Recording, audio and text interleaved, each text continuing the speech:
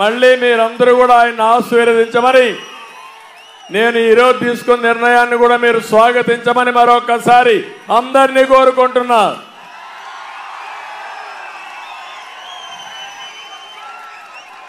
Mic 2 నిమిషాలు మాట్లాడతారు. తర్వాత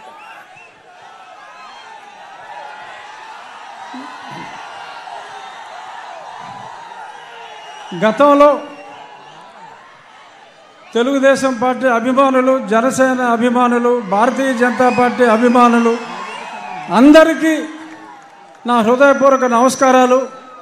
ఈరోజు పెద్దలు నారా చంద్రబాబు నాయుడు గారు గతంలో నా ప్రాణాలకి ముప్పు వాటిల్లినప్పుడు ఆ రోజు రాత్రి ఆయన నిద్రపోకుండా లాయర్స్తో మాట్లాడటమే కాకుండా నా కుటుంబ సభ్యులు అందరినీ, నా భార్యని, నా కుమార్తెను, కొడుకును కూడా తొందరపడొద్దమ్మా, నేను ఉన్నాను అని చెప్పి, ఉన్నాను విన్నాను అని సొల్లు కబుర్లు చెప్పేవాళ్ళు కాదు. నిజంగా ఆయన నాకు ఉన్నారు, నిజంగా ఆయన నా ఆక్రోశం విన్నారు కాబట్టి ఇప్పుడు ఆయన చెప్పినట్టు నేను మీ ముందు బ్రతికున్నా.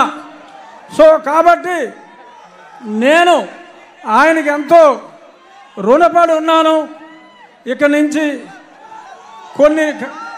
కొన్ని కారణాల వల్ల నేను 4 ఏళ్ళు దూరంగా ఉండవలసి వచ్చింది.